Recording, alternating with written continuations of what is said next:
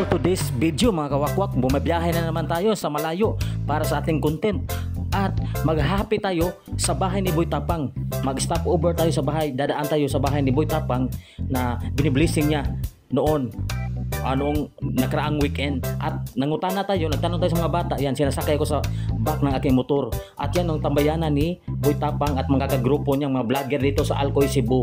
Yan. At patungo tayo sa bahay ni Boy Tapang. Maganda yung bahay Boy Tapang yan. Bago pa lang yan, pintura. So bagong nahuman, bagong tapos. Yan ang papa niya. Yan, umupo yung papa niya kasama yung aso na iro. Oh, yan. Piniflex ko lang, dumaan lang tayo dito para makita nyo yung bahay ni Boy Tapang, madaanan sa Alcoy, Cebu. Patungo ako sa Uslob, Cebu. At marami tayong dadaanan yan, bumalik tayo pataas yung direksyon ng bahay ni Boy Tapang. Yan, matarik yung daanan, tatangas yan, pabukid. At dito na tayo sa Buloon Highway. Yan, pakita ko sa inyo yung simbahan ng Buloon. Maganda talang tanawin dito sa Buloon mga kawakwak. Yan, pinakita si Boy Bagtak. Bagtak Samok yan, simbahan, pinakalumang simbahan sa south ng Buloon. Yan, magandang tanawin, nasa sea breeze, malapit sa dagat na sea. At ito yung mga structure na lumang-luma talaga panahon pa ng Kastila. Ito yung pamahalaan ng municipality nila.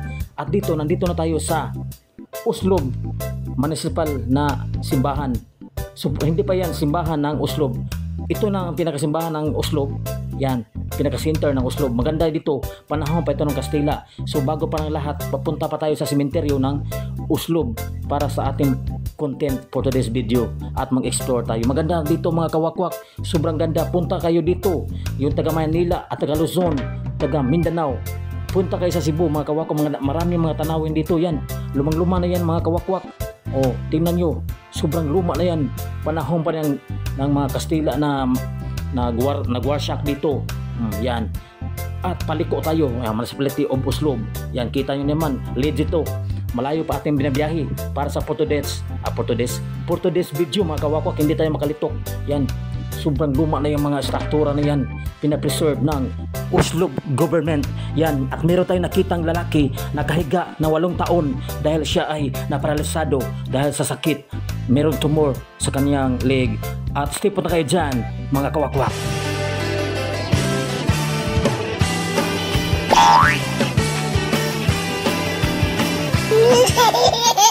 So nandito na tayo sa cemetery ng Uslob.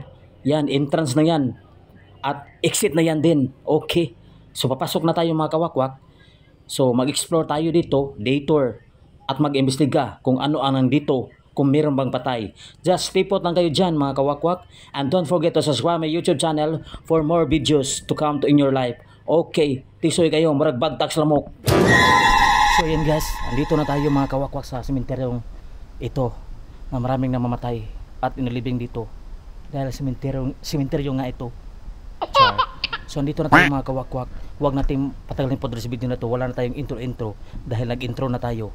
So tara, let's samahan niyo ako dito sa public cemetery ng Uslob, pinakalumang sementeryo. So mag-explore na tayo mga kawakwak. So nakita nyo naman yung entrance kanina. So yun ang entrance dito sa sementeryo ito. Sobrang init dito mga kawakwak. Maraming nilibing sa lupa mga kawakwak. Busog-busog na ako kasi kumakain ako ng balig-kurinta kanina. Ang daming nilibing dito mga kawakwak dito sa lupa. Ang dami talaga mga kawakwak. So malapit na ito sa simbahan ng Uslob.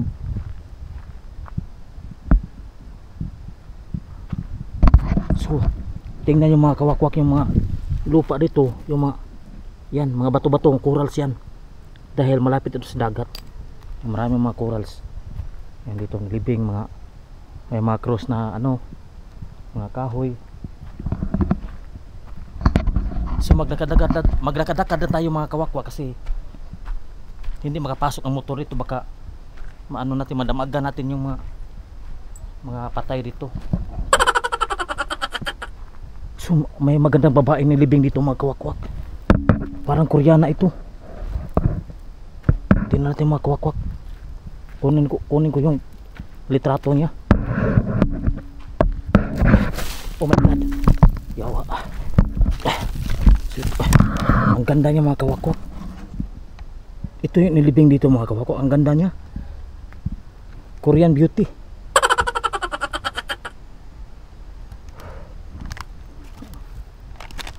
Bakit kaya siya nilibing dito mga kawakwak? Char. So back to you guys. Bakit palagi tayo dito sa sementeryo mga kawakwak? Kasi ito lang ating vlog. Kasi ito yung content natin. So ilagay natin dito kasi nahulog. Yan. Ito ating content mga kawakwak. Kaya huwag kayong magtaka kung bakit palagi tayo sa sementeryo mga kawakwak. Ang lawak dito. Marami pang paglibingan.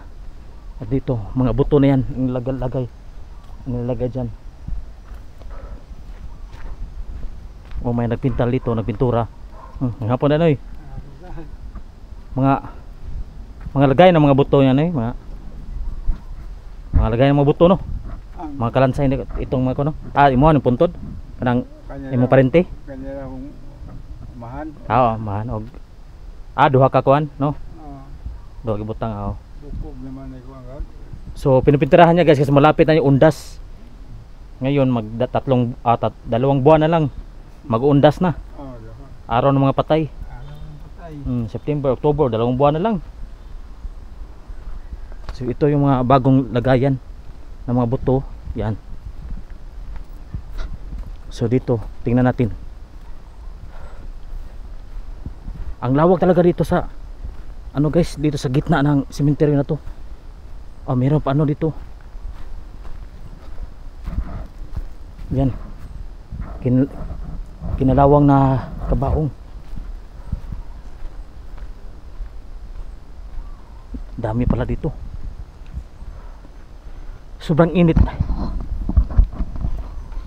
Sobrang init mga kawakwak kasi wala akong dalang payong. Nandun sa motor.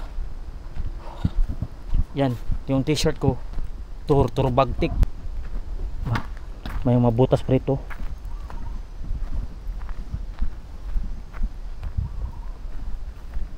May magandang babae dito mga kawakwak. Yung mga kawakwak, may magandang babae dito. Ano kaya kinamatay niya mga kawakwak?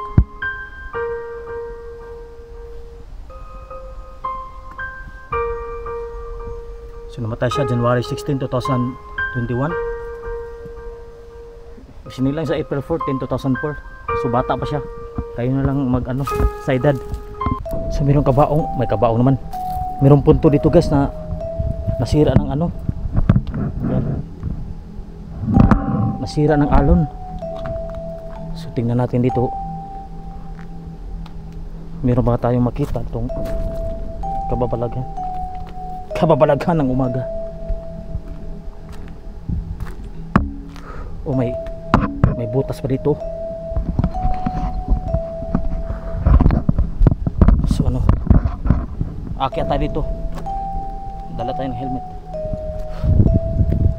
So dagat na dito guys, sa gilid ng sementeryo.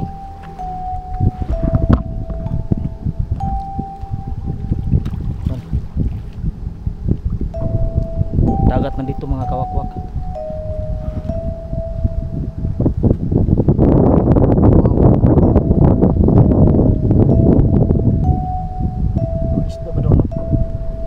So ito guys, isa pa lang resort dito.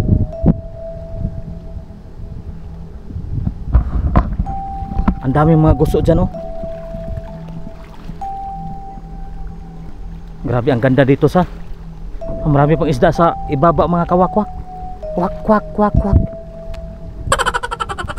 May mga pa mga kasag-kasag.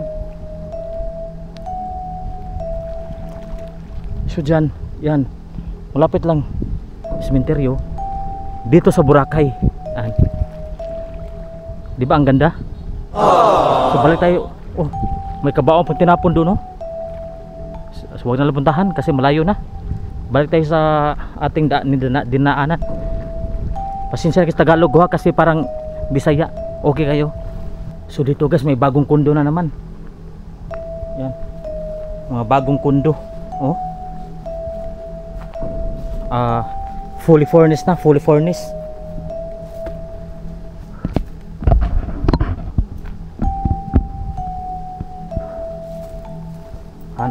Kaiba rito mga kawakwak. Kung meron pala tayong drone, makita natin yung lawak ng sementeryo na ito mga kawakwak.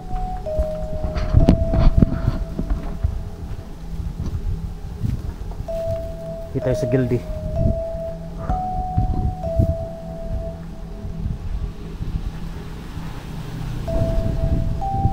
Yan. May bata pa oh. Ang bata pa niya. Babae.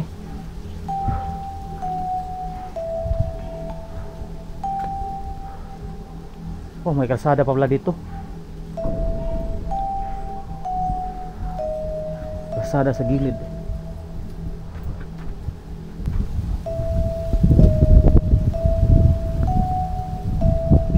Sobrang hangin ngayon dito. Ang dami pala mga bata na namatay guys. Baka mayroong mga komplikasyon.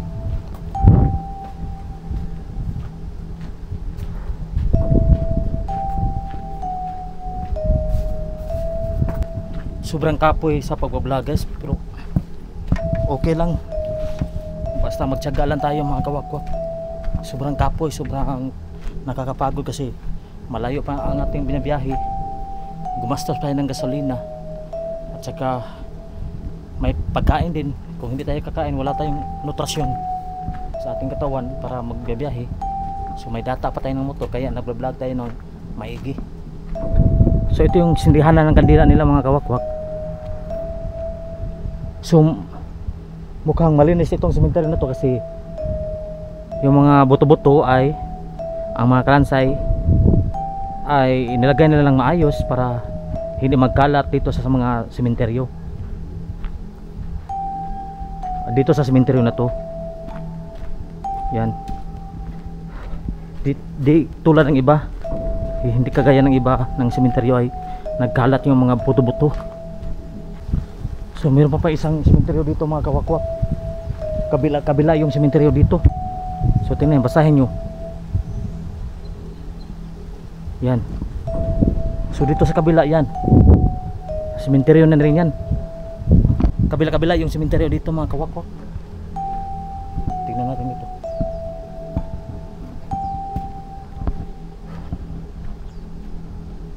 Sobrang init.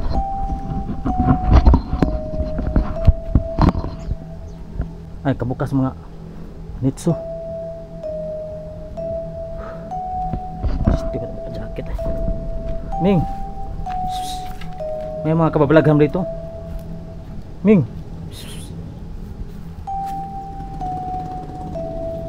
ang dami nakabukas mga nitso rito mga kawakwak. Yan o. So dito guys, may ipapakita ko sa inyo. May sementeryo ng mga Muslim. Ang dami pala mga nakabukas ito.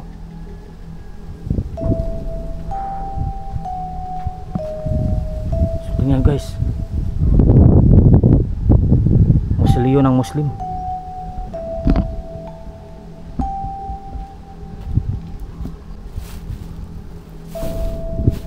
Yan guys, ang mausoleo ng Muslim guys. Yan. Marami na mga sagbot-sagbot. Yan o. Marami na mga dumi dito. Yung entrance sila hindi na madaanan kasi marami nang sagbot oh. Ang dumi dito mga kawakwak. Maraming mga damo-damo. Yan. Ito, napababiyaan ng mga sementeryo na to. Sobrang daming mga damo-damo dito mga kawakwak. Yan, tingnan nyo. Tinabunan ng mga damo-damo.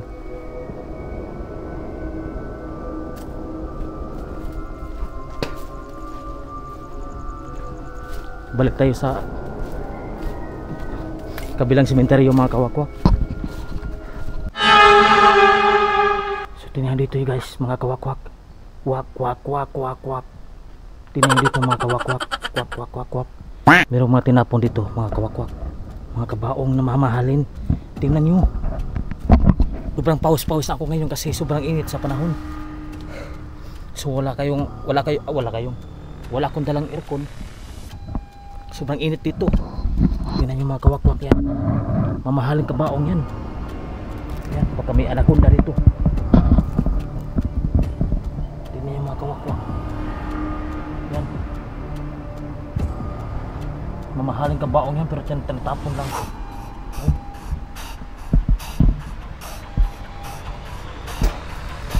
Ang baho na patay.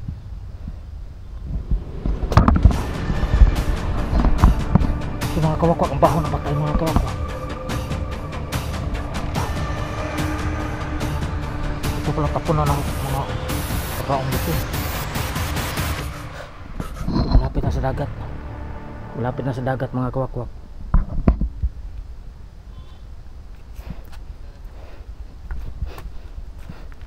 Meron pang panig ng patay. Yan.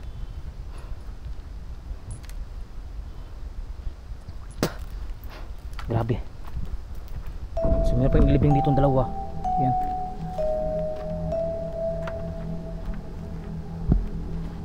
So pang creepy rito.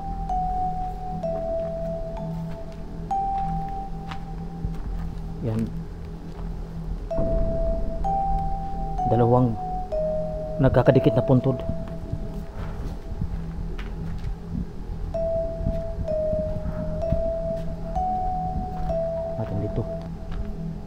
Yan, mga tapunan ng mga patay. Meron pang mga bingo. Yan, meron pang CR. Meron pang CR dito mga kawakwak. Para sa mga patay. Yan, lalaki at babae. Yan, tapunan ng mga patay.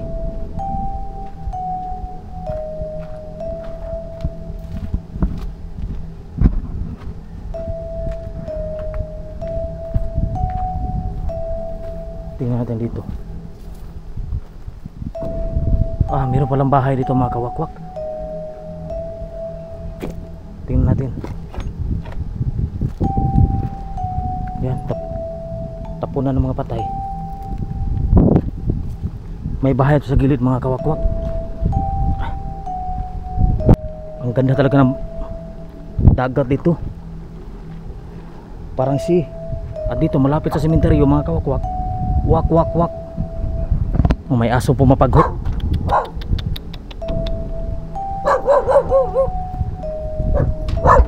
Yan. May ano dito. May bahay dito sa gilid mga kawakwak.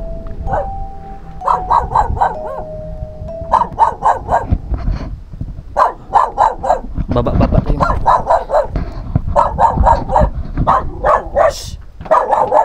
At ito yung nakita ko mga kawakwak, mayroong bahay sa gilid ng sementeryo, isang bahay kubo, at mayroong nakatirang lalaki na nakahiga lamang at naparalisado dahil sa 8 taon na mayroon siyang tumor. Ngayon nakahiga lang siya whole day, almost 8 years na, if I'm not mistaken. 8 years daw sabi niya. Palagi siya nakahiga kasi hindi siya makalakad. At nakakalungkot isipin na wala siyang pandoktor.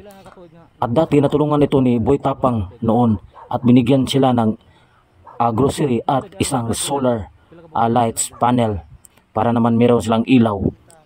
So dati daw meron daw vlogger katulad ni Boy Tapang na tumulong sa kanila para maibsan yung kahirapan nila. Galing daw siya sa Negros Occidental, sabi niya, at meron siyang asawa nagtrabaho sa Uslob,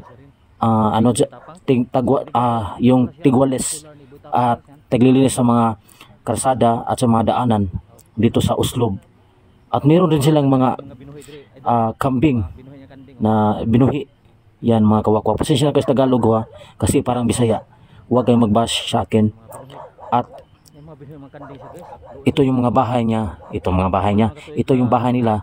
Yan mga kawakwak, yan, malapit sa dagat at sa gilid ng sementeryo. Yan, nakakalungkot isipin ng mga kawakwak na merong ganitong pamumuhay na mas mahirap pa sa atin at meron pang sakit. Sana matulungan yung mga kawakwak kasi hingi pa sila ng tulong ni Rapi Tulfo at ni Kim Jessica Soho na baka mayroon tutulong sa kanya ng mga sikat na vlogger, mga kawakwak. Yan. Ni-flex ko lang kasi para makita nyo. Aksidente lang ko itong nakita sa gilid ng sementeryo. So nakita ko lang ito noon sa vlog ni Boy Tapang, mga kawakwak. At unexpected na napunta tayo dito kasi dahil sa ating content na cemetery, mga kawakwak. Pero gayon na ko ani higda na ko. Usari hinungdan nganong na kuang idol na paralyze. Hilaan na tra man eh. Lanat og Hilaan na tra. basing na Gilantan ko di yung pagkabutag si Manad. Aminhod akong tiil. basing na pas mo kas kusog idol. Murag pas mo ginis kusog niya. Ingon man tong doktor tong pag kan dito na ito 20s. Naligo kaguan. Kanang gikan trabaho. Umaugi kumamana magkukog. Dagat. Ari ka diri na ka namana dito sa Negros. Negros. Aw. Naari ko diri nagsakit na higda naman ko. Pila mo edad mo ra idol? 33 na. Nagsakit ko 26 ang mga edad. Luoyan mo idol no.